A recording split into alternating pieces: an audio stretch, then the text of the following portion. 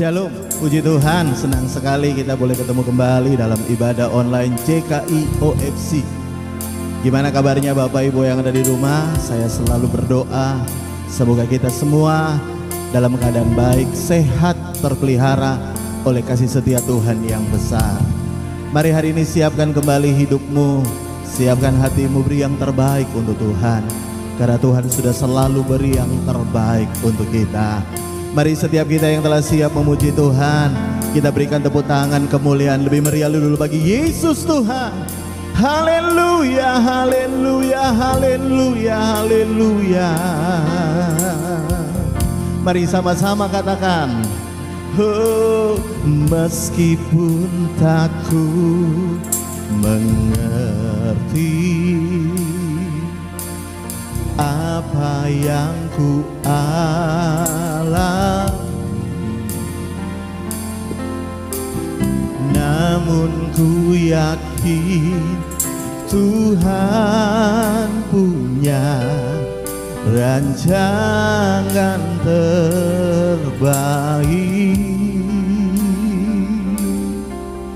Pertolonganku datang darimu, Yesus yang ku percaya. Mari lagi dari awal, nyanyikan sama-sama. Meskipun takut mengerti apa yang ku alami,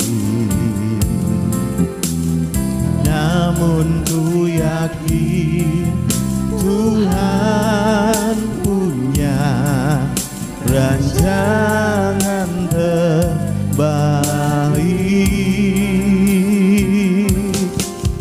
Pertolonganku datang darimu, Yesus yang ku percaya, yang tak mungkin bagiku semua mungkin bagimu. Hanya Engkau jawaban hidupku. Oh, yang tak pernah ku lihat dan tak pernah ku pikirkan, itu yang Kau sediakan bagiku. Ada banyak hal yang kita tidak mengerti kenapa harus terjadi dalam hidup setiap kita. Tapi satu hal yang perlu kita percaya, Tuhan selalu punya rancangan yang terbaik untuk hidup setiap kita. Apapun yang sedang kau hadapi hari-hari ini, mari bangkitkan imanmu, tetap percaya pertolongan kita datang dari Tuhan. Dari Tuhan Yesus yang kita percaya. Yang percaya berikan tepuk tangan kemuliaan yang meriah bagi Yesus Tuhan. Dan mari sekali lagi nyanyikan sama-sama. Oh, meskipun takut mengerti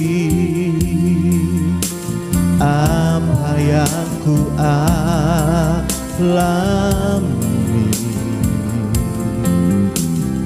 namun ku yakin Tuhan punya rancangan terbaik.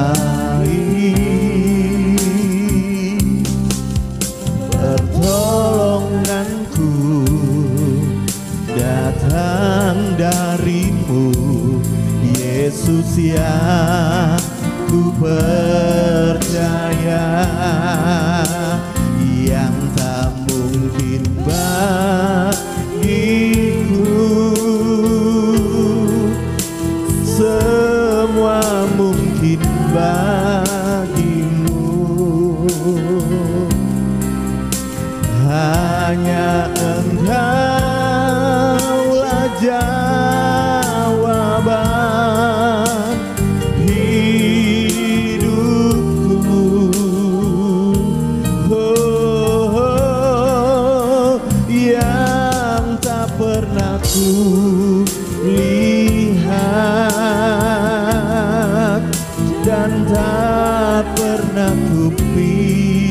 pikirkan. Itu yang Kau sediakan bagiku. Mari yang percaya sama-sama katakan, yang tak mungkin bagiku, semua mungkin bagimu. Angkat tanganmu dan katakan, hanya Engkaulah jawaban hidupku.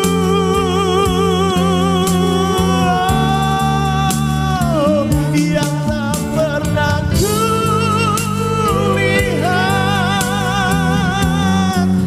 dan tak pernah kupikirkan.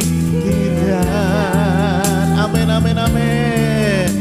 Itu yang Kau sediakan bagiku. Mari lagi dengan segenap hatimu katakan, yang tak mungkin bagiku, oh, semua mungkin bagimu. Amin, amin. Hanya Engkaulah jawaban hidupku.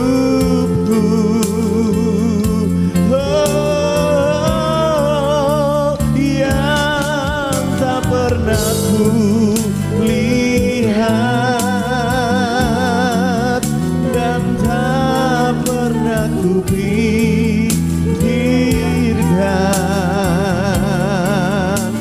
Itu yang Kau sediakan bagiku.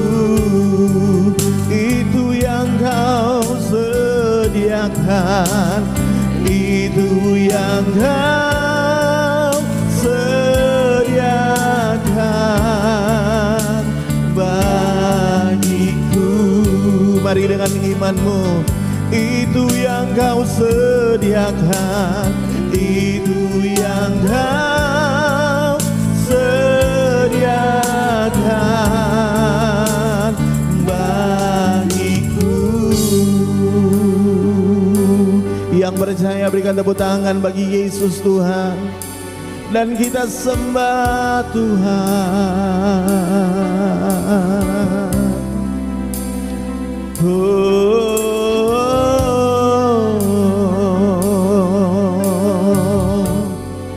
Pertolongan kami datang dari Tuhan, Allah yang ku percaya.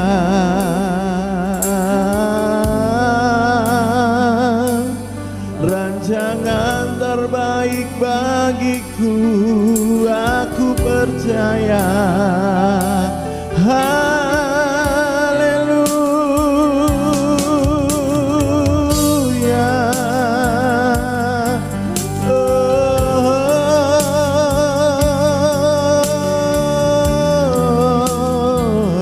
Mari yang di rumah angkat suaramu lebih lagi sembah Tuhan.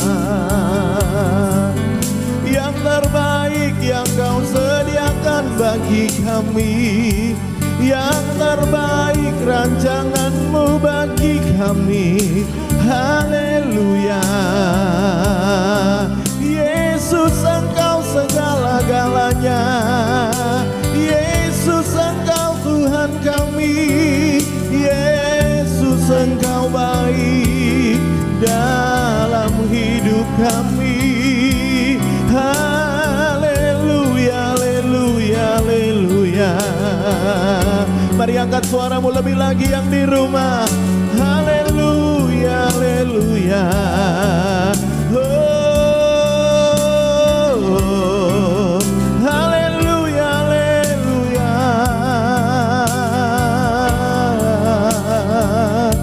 Terima kasih kasih Tuhan, karena Engkau selalu menyediakan yang terbaik untuk kami. Terima kasih Tuhan.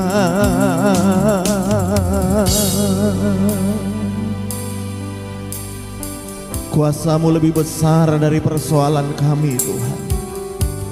Kuasa-Mu lebih besar dari sakit penyakit kami Tuhan. Kuasa-Mu lebih besar dari apapun yang sedang kami hadapi hari-hari ini. Sebab itu kami menaruh pengharapan kami, percaya kami kepada Tuhan yang tidak pernah terlambat menggenapi janjinya dalam hidup kami.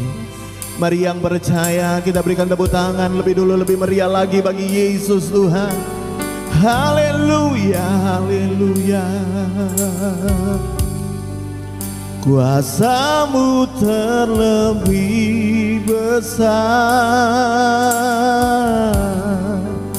Tuhanku terlebih besar. Tak pernah terlambat janji-Mu ya Tuhan, menolong hidupku. Kuasa-Mu terlebih besar, Tuhanku terlebih besar. Tak pernah terlambat janji-Mu ya Tuhan, pulihkan hidupku. Mari lagi katakan sama-sama. Kuasa-Mu terlebih besar, Tuhanku terlebih besar. Tak pernah terlambat janji-Mu ya Tuhan, menolong hidupku.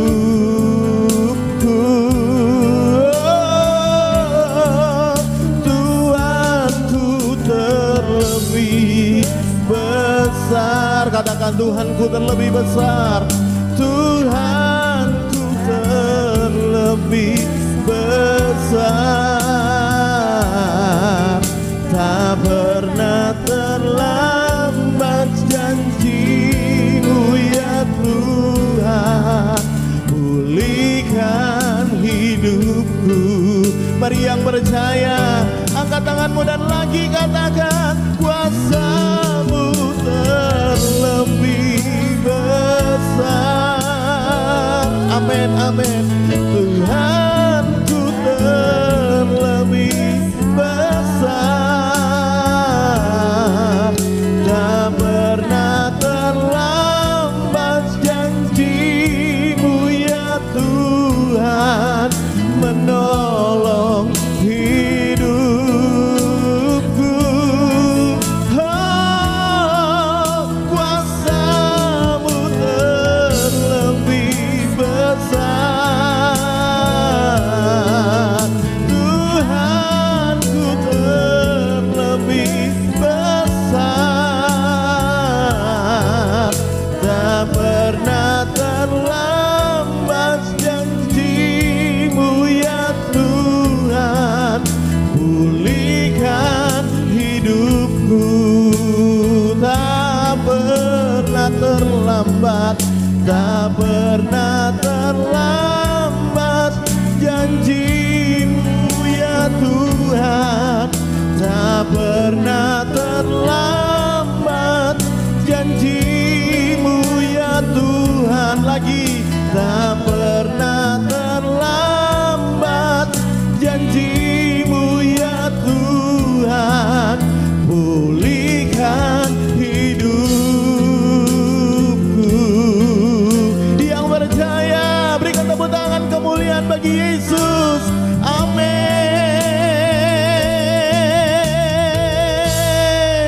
Haleluya, haleluya, haleluya. Kami percaya kuasa firman-Mu sanggup mengubahkan kami. Karena itu kami buka hati, kami siapkan untuk terima berkat lewat kebenaran firman-Mu. Dari dalam nama Tuhan Yesus, setiap kita yang telah siap diberkati firman Tuhan, sama-sama katakan amin, amin, amin, amin. Shalom, puji Tuhan. Hari ini kita mau belajar firman Tuhan kembali. Buka Alkitab saudara sama-sama di dalam Markus pasal yang pertama ayat yang ke-40 dan 41. Dua ayat yang kita baca.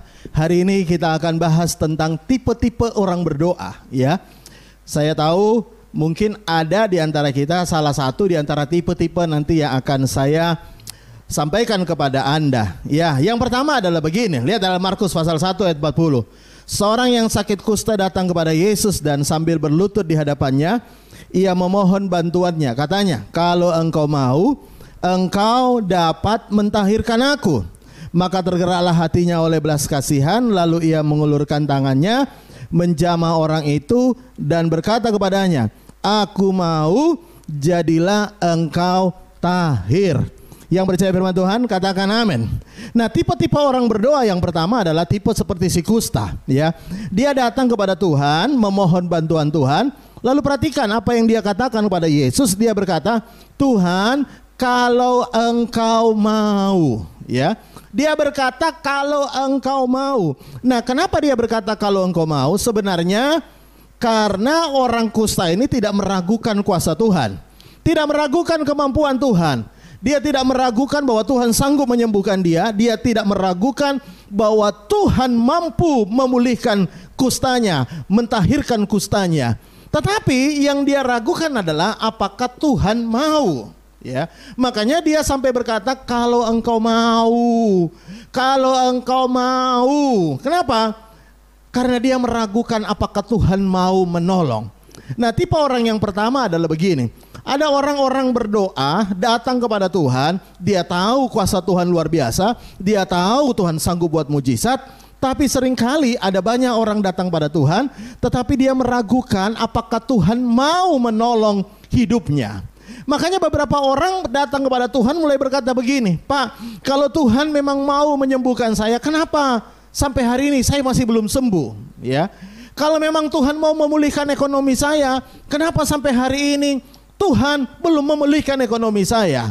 Kalau memang Tuhan mau memulihkan rumah tangga saya, kenapa sampai hari ini rumah tangga saya belum dipulihkan? Masalahnya mungkin memang Tuhan tidak mau, mungkin memang Tuhan benci saya, mungkin memang Tuhan mengabaikan saya, mungkin memang saya dianaktirikan Tuhan, Tuhan tidak mau menolong saya. Nah, saya mau beritahu kepada saudara, dengarkan baik-baik hari ini. Kalau engkau datang kepada Tuhan, minta tolong kepada Tuhan, jangan hanya percaya kesanggupan Tuhan, tapi percayalah juga bahwa Tuhan mau menolong engkau. Yang percaya katakan amin. Tuhan mau menyembuhkan engkau, katakan amin. Tuhan mau memulihkan rumah tanggamu, Tuhan mau memulihkan pekerjaanmu, Tuhan mau memulihkan seluruh aspek hidupmu. Yang percaya katakan amin. Ya, karena itu kalau engkau datang hari ini jangan seperti kusta, ya. Tapi datanglah dengan percaya. Aku tahu Tuhan sanggup, aku tahu Tuhan mampu, tapi aku juga tahu, aku juga percaya Tuhan mau menolongku. Karena itu bangkitkan imanmu hari ini, ya. Jangan putus asa, ya. Jangan kecewa, tapi engkau mulai bangkitkan imanmu berkata, aku tahu Tuhan mau menolongku. Yang percaya katakan amin. Itu bagian yang pertama. Yang kedua, kalau saudara baca dalam Yohanes pasal 4, ya, ada tipe-tipe orang berdoa seperti ini. Datang minta tolong kepada Tuhan. Lihat Yohanes pasal 4 ayat 46. Firman Tuhan berkata begini. Maka Yesus kembali lagi ke Kana Galilea, di mana ia membuat air menjadi anggur. Dan di Kapernaum ada seorang, perhatikan ini, pegawai istana, anaknya sedang sakit. Ketika ia mendengar bahwa Yesus telah datang dari Yudea ke Galilea, pergilah ia kepadanya lalu meminta supaya ia datang menyembuhkan anaknya, sebab anaknya itu hampir mati, ya. 48. Maka kata Yesus kepadanya, jika kamu tidak melihat tanda dan mujizat, kamu tidak percaya. Ayat 49, pegawai istana itu berkata kepadanya, lagi dia bilang, Tuhan, datanglah sebelum anakku mati. Ayat 50 kata Yesus padanya, pergilah, anakmu hidup. Orang itu percaya akan apa yang perkataan dikatakan Yesus kepadanya, lalu pergi. Tipe yang kedua adalah orang datang kepada Tuhan minta tolong, berdoa seperti pegawai istana ini, ya. Dia datang maksa Tuhan. Dia berkata, Tuhan engkau harus datang ke rumahku. Sampai 2 kali dia datang. Dia minta supaya Tuhan datang. Ayo Tuhan datang. Kalau tidak anakku mati. Engkau harus datang. Engkau harus datang. Kalau engkau tidak datang, anakku pasti mati. Kalau engkau tidak datang, tidak akan terjadi mujizat. Kalau engkau tidak datang, maka segala sesuatunya akan menjadi lebih buruk. Engkau harus datang. Jadi dia maksa, dia ngatur Tuhan bagaimana cara Tuhan menyembuhkan anaknya. Ya, saya mau beritahu tipe yang kedua. Kita ini kadang-kadang datang kepada Tuhan, meminta pertolongan Tuhan, plus ngatur Tuhan bagaimana caranya supaya Tuhan menolong kita. Seolah-olah kita yang lebih ngerti bagaimana cara menyelesaikan persoalan kita, sehingga ketika kita datang pada Tuhan pun kita ngatur Tuhan bagaimana caranya menyelesaikan masalah kita. Seperti pegawai istana ini, dia datang berkata, Tuhan engkau harus datang. Kalau engkau tidak datang, anakku mati. Engkau harus datang, engkau harus datang. Emangnya kalau Tuhan gak datang, anaknya pasti mati? Kan gak juga. Dan terbukti kalau saudara baca ayat selanjutnya tadi kita baca, Tuhan gak datang ke rumahnya kok. Tuhan cuma ngomong, pulanglah, anakmu sembuh, anakmu gak hidup, gak mati. Ya. Dia cuma ngomong. Tapi berapa banyak kita mencoba berdoa, ngatur Tuhan. Ini tipe yang kedua. Tipe ngatur Tuhan. Tuhan, kalau memang engkau memulihkan, engkau harusnya begini. Harusnya suamiku yang diubahkan. Padahal kadang-kadang cara Tuhan memulihkan rumah tangga kita bukan suamimu yang diubahkan, tapi engkau yang diubahkan, Bu.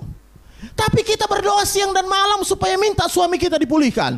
Kita minta supaya suami kita berubah. Kalau suami kita berubah, maka rumah tanggaku juga akan dipulihkan. Kadang-kadang Anda gak bisa ngatur Tuhan. Kadang-kadang bagi Tuhan bukan suamimu yang perlu dirubah, tapi kau yang harus diubahkan, Bu. Saya bisa dengar kata amin ibu-ibu yang di rumah, ya. Ada beberapa istri-istri berdoa, Tuhan ubahkan suamiku, bahkan berpuasa, ubahkan suamiku, ya. Ada beberapa suami juga berdoa, Tuhan ubahkan istriku. Kalau Tuhan tidak ubahkan istriku, rumah tanggaku akan hancur. Kalau Tuhan tidak ubahkan suamiku, rumah tanggaku akan bercerai. Kalau Tuhan tidak pulihkan, kalau tidak Tuhan tidak buat sesuatu atas hidup suamiku, maka kami akan berantakan. Saya beritahu, sopo saya ngomong. Tuhan punya cara untuk memulihkan keluargamu. Pak, kalau Tuhan tidak tolong saya besok ini, Pak, aduh Pak, hancur pekerjaan saya. Kalau Tuhan tidak buat mujizat besok, waduh Pak, kacau pekerjaan saya. Kalau Tuhan tidak lakukan sesuatu, kacau Pak. Makanya saya minta Tuhan harus lakukan ini, harus lakukan ini, harus lakukan ini. Ngatur Tuhan. Saya mau beritahu kepada saudara, ya. Kadang-kadang kita ngotot berdoa supaya orang lain berubah. Kadang-kadang kita ngotot berdoa bahwa satu-satunya cara supaya masalah kita selesai adalah dengan cara orang lain diubahkan Tuhan. Padahal Tuhan bisa saja tidak mengubahkan orang lain, tapi mengubahkan hidupmu dan masalahmu selesai. Saya bisa dengar kata amin. Pegawai istana ini ngotot minta Yesus datang. Yesus datang? Tidak. Yesus cuma berkata pulang. Ya, anakmu tidak akan mati, anakmu akan hidup. Karena itu hari ini kalau engkau berdoa, jangan ngatur Tuhan. Kalau engkau berdoa tentang rumah tanggamu, izinkan Tuhan yang bekerja, ya. Gak usah berdoa, Tuhan ubahkan suamiku, baru rumah tanggaku akan baik. Jangan-jangan kau yang diubahkan Tuhan, ya. Makanya hari ini rumah tanggamu tidak pernah bisa berubah. Kenapa? Karena kau berdoa terus ngatur Tuhan supaya suamimu diubahkan. Padahal Tuhan pengen kau yang berubah, Bu. Ada banyak suami berdoa minta supaya istrinya dirubahkan. Makanya Anda berkata, Pak, kalau istri saya nggak diubahkan, nggak mungkin bisa pulih rumah tangga saya. Saya beritahu, nggak usah ngatur Tuhan. Jangan-jangan bukan istrimu yang diubahkan Tuhan. Tuhan pengen ubah kau, Pak. Saya bisa dengar kata amin bapak-bapak yang di rumah. Bisa bilang amin?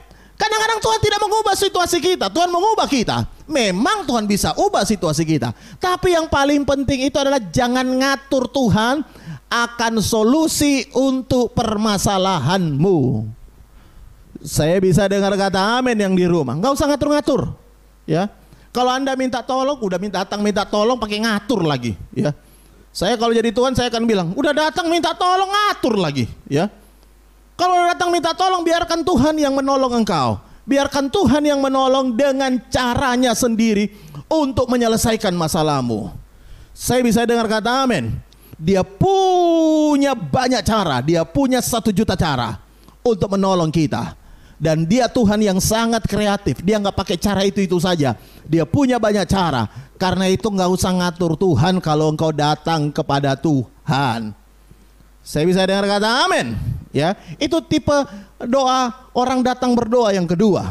Yang ketiga, kalau saudara baca Alkitab, saya mau tunjukkan. Lihat Yohanes pasal 5 ayat 5. Ini agak berbeda, tapi saya mau tunjukkan kepada saudara sesuatu yang menarik. Yohanes 5 ayat 5 mulai, di situ ada seorang yang sudah 38 tahun lamanya sakit. Ketika Yesus melihat orang itu berbaring di situ, karena ia tahu bahwa ia telah lama dalam keadaan itu, berkatalah ia kepadanya. Perhatikan ini. Jadi Yesus datang kepada orang lumpuh ini, ya. Dia berkata, maukah engkau sembuh? Jadi Yesus yang menawarkan, maukah engkau sembuh enggak? Ya, kepada orang lumpuh 38 tahun ini. Lihat ayat 7, jawab orang sakit itu kepadanya, Tuhan, tidak ada orang yang menurunkan aku ke dalam kolam itu apabila airnya mulai goncang. Dan sementara aku menuju ke kolam itu, orang lain sudah turun mendahului aku. Nah, saya beritahu, Yesus datang kepada orang itu berkata, mau sembuh enggak? Orang itu bukannya berkata mau, malah curhat tentang perlakuan orang lain kepada dirinya. Dia berkata, orang lain loh nggak mau tolong aku. Aku ini sudah lama di sini, nggak ada orang yang mau tolong aku. Jadi dia curhat tentang orang lain ke Tuhan, yang mana Tuhan sudah bertanya, maukah engkau sembuh? Harusnya kalau dia berhadapan dengan Tuhan, Tuhan bertanya, maukah engkau sembuh? Sudah, nggak usah urusi apa yang orang lain lakukan terhadap hidupmu. Tidak usah urusi apa yang orang lain katakan tentang hidupmu. Langsung aja bilang amin, ya Tuhan. Nah, tipe yang ketiga adalah tipe curhat, ya. Saya mau beritahu, ya, ada banyak orang berdoa itu senangnya curhat. Saya beritahu kepada saudara, bukan berarti Tuhan tidak ingin Anda curhat kepadanya, ya. Tapi kalau saudara lihat orang lumpuh ini, dia curhat kepada Tuhan tentang perlakuan orang lain yang membuat akhirnya dia tidak bisa sembuh selama 38 tahun. Jadi dia berdoa, Tuhan, ini gara-gara ini, gara-gara ini, gara-gara ini, gara-gara itu, gara-gara itu. Nah, kalau saudara perhatikan baik-baik, ada nggak? Ada orang-orang berdoa, itu dalam doanya cuma curhat. Curhat sambatan ke Tuhan tentang perlakuan orang kepadanya. Ada orang tiap kali datang berdoa, Tuhan cuma sambatan tentang perlakuan mertuanya. Ada orang datang berdoa terlalu sambatan tentang kelakuan suaminya. Ada orang datang pada Tuhan selalu berdoa sambatan kelakuan bosnya. Sambatan, apa itu sambatan bagi saudara yang mungkin di luar Jawa? Sambatan itu curhat, mengeluh, ya, tentang perlakuan orang kepada dirinya, ya. Nah, si lumpuh ini curhat tentang apa yang orang lain lakukan kepada dirinya sehingga dia nggak bisa sembuh. Mestinya saya beritahu kepada saudara, Anda nggak perlu konsentrasi akan apa yang orang lakukan kepadamu, tapi konsentrasilah kepada apa yang Tuhan katakan kepadamu. Saya mau beritahu saudara, ya, nggak peduli ada berapa banyak orang yang membuat engkau seperti si lumpuh ini 38 tahun, nggak ada yang menolong. Saya beritahu, nggak peduli kalau nggak ada orang yang menolong engkau. Selama engkau punya Tuhan, itu sudah cukup. Saya bisa dengar kata amin. Ya, banyak orang mengeluh, waduh Pak, saya nggak ditolong Pak. Aduh Pak, gereja nggak nolong saya. Aduh Pak, saudara saya nggak nolong saya. Aduh Pak, teman-teman saya nggak nolong saya. Aduh Pak, orang-orang nggak nolong saya. Orang-orang nggak bantu saya. So what kalau orang lain nggak mau bantu engkau? Saya bisa dengar kata amin. Karena engkau punya Tuhan. Kalau engkau punya Tuhan, itu sudah cukup bagi kita. Saya bisa dengar kata amin. Karena itu jangan suka mengeluh dalam doamu. Jangan suka mengeluh, oh gara-gara ini Tuhan, gara-gara ini, aduh dia orang ini. Sudahlah, konsentrasi kepada Tuhan. Karena sekalipun mungkin ada orang yang tidak mau tolong engkau, Tuhan bisa utus orang lain untuk menolong engkau. Saudara ingat ketika masa kelaparan Nabi Elia, ya, Tuhan bisa kirim burung gagak untuk menolong Elia. Tuhan tidak kirim family Elia, ya. Tuhan tidak kirim jemaat Elia, ya. Tuhan tidak kirim sanak family atau orang-orang yang pernah Elia doakan, orang-orang yang Elia pernah doakan sehingga terjadi mujizat kesembuhan. Tidak, Tuhan tidak kirim mereka. Tuhan kirim burung gagak.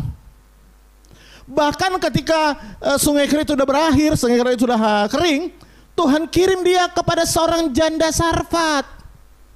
Seorang janda miskin, janda Sarfat, ya. Janda ini bukan orang Israel, ini bukan umat Tuhan, janda kafir bahkan.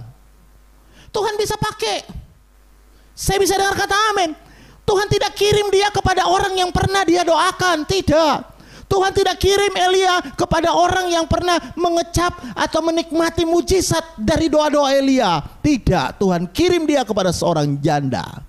Artinya apa? Siapapun tidak mau tolong engkau, enggak masalah. Karena Tuhan bisa tolong engkau, Tuhan bisa kirim siapapun untuk menolong engkau. Bahkan orang lumpuh 38 tahun ini, Tuhan kirim dirinya sendiri. Artinya Tuhan datang sendiri kepadanya untuk menolong dia, untuk menyembuhkan dia. Saya bisa dengar kata amin yang di rumah. Hari ini saya nggak tahu apa yang sedang kau hadapi, ya. Banyak mungkin engkau kecewa, Pak, mertua saya nggak tolong saya. Pak, menantu saya nggak tolong saya. Pak, ipar saya nggak mau bantu saya. Pak, saudara saya nggak mau bantu saya. Bahkan mungkin kita hamba-hamba Tuhan berkata, Pak, jemaat saya nggak ada yang mau bantu saya. Nggak peduli. Siapapun tidak mau bantu engkau nggak masalah. Selama engkau jalan dengan Tuhan, Tuhan bisa kirim siapa saja untuk menolong engkau. Saya bisa dengar kata amin. Karena itu bagian yang ketiga, ya. Orang ini berdoa, ya. Cuma isinya curhat aja, mengeluh tentang orang lain yang tidak mau tolong engkau. Saya mau beritahu, kalau engkau berdoa, enggak usah mengeluh tentang orang lain tidak mau nolong engkau. Hari ini berdoa dan engkau lihat, Tuhan adalah penolongku. Bisa bilang amin. Tuhan adalah penolongku.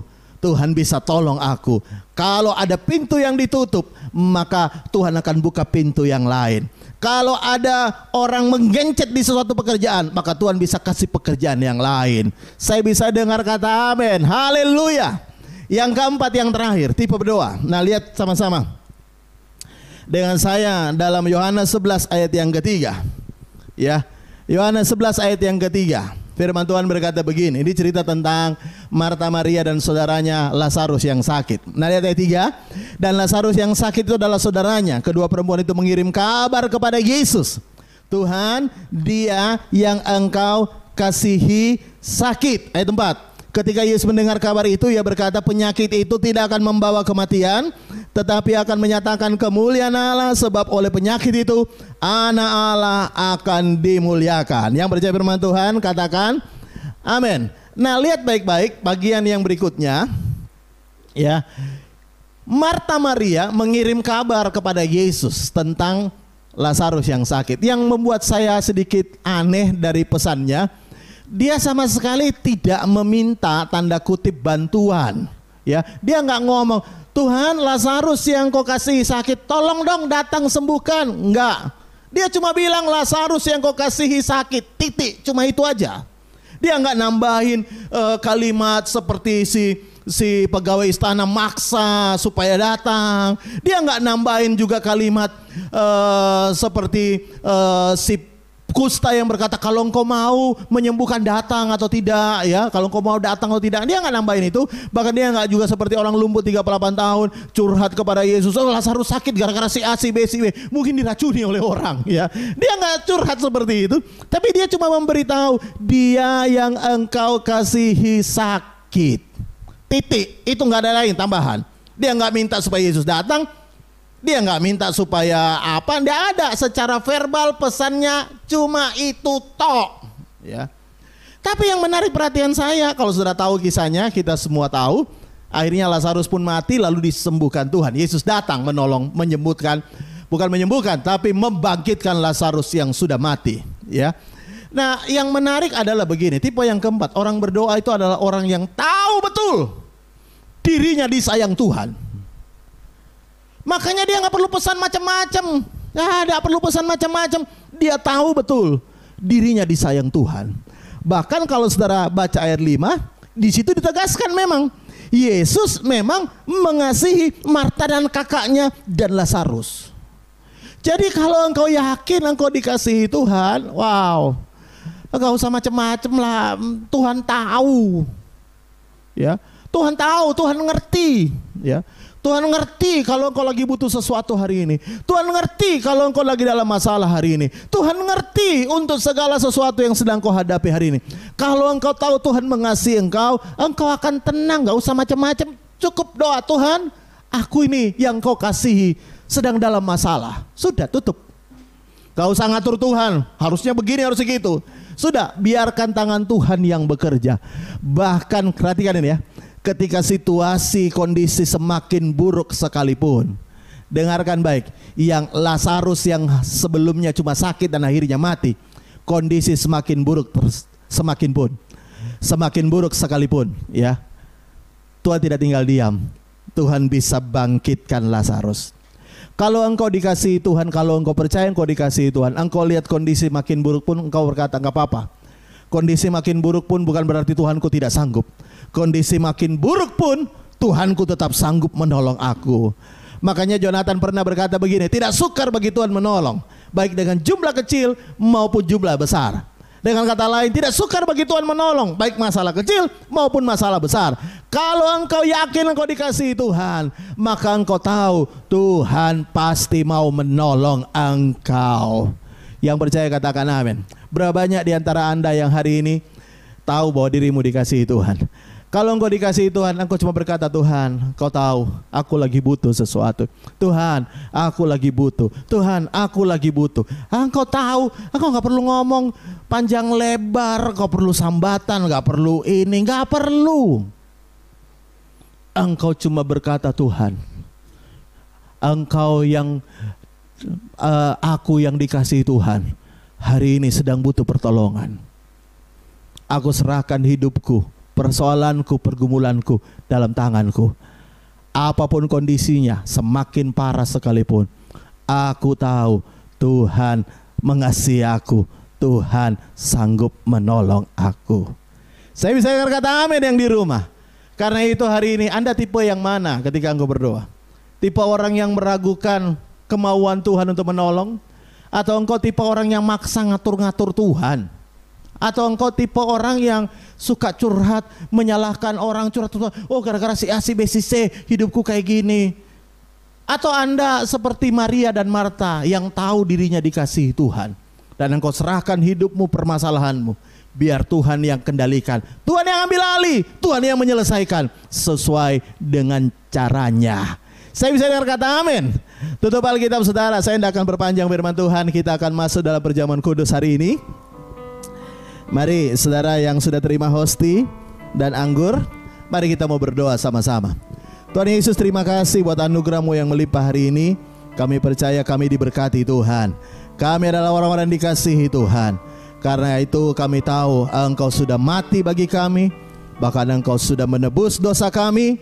Engkau menarik kami dalam alam maut kepada hidup yang kekal. Karena kami tahu Tuhan mengasihi kami. Dan lewat tubuh dan darah Yesus hari ini kami bersekutu. Kami tahu kami dipulihkan, kami dikuatkan, kami diubahkan, kami dikuduskan oleh kuasa darah Yesus. Mari angkat hosti dan tangan kanan ke atas dan dengarkan firman Tuhan. Bukankah roti yang kita pecahkan ini adalah persekutuan dengan tubuh Kristus? Mari makan dengan iman dalam nama Tuhan Yesus. Haleluya. Terima kasih Tuhan Yesus. Terima kasih Tuhan Yesus. Dan mari angkat cawan anggur dengan tangan kanan ke atas lebih tinggi dari kepala. Tuhan, kami percaya dalam perjanjian baru, darah binatang tidak bisa menghapus dosa, tapi darah Yesus menghapus, menguduskan, membebaskan kami dari kutuk. Kami tidak dibawa kutuk, tapi kami dibawa kasih karunia Tuhan. dan dengarkan firman Tuhan. Bukankah cawan anggur yang atasnya kita ucapkan syukur ini adalah persekutuan dengan darah Yesus? Mari minum dengan percaya dalam nama Tuhan Yesus. Terima kasih Tuhan, terima kasih. Mari berdoa, buka tanganmu sama-sama berdoa. Berdoa. Datang kepada Tuhan sebagai orang-orang yang dikasihi Tuhan. Datang dengan iman, Tuhan mau menolong engkau. Datang dengan percaya, tidak perlu ngatur Tuhan. Datang tidak perlu dengan sambatan, tidak perlu dengan keluh kesah, tidak perlu curhat atas orang-orang yang sudah membuat engkau terhalang, membuat engkau susah.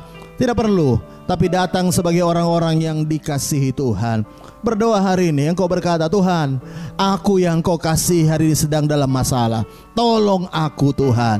Aku yang kau kasih hari ini sedang sakit Tuhan. Sembuhkan aku Tuhan. Aku yang kau kasih hari ini Tuhan sedang mengalami banyak hal. Tuhan tolong kami. Terima kasih Bapa, terima kasih.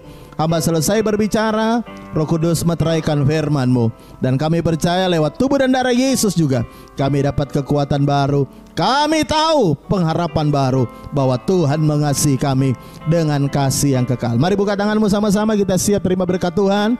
Dan dalam nama Tuhan Yesus kami percaya terjadi. Tuhan memberkati engkau dan melindungi engkau.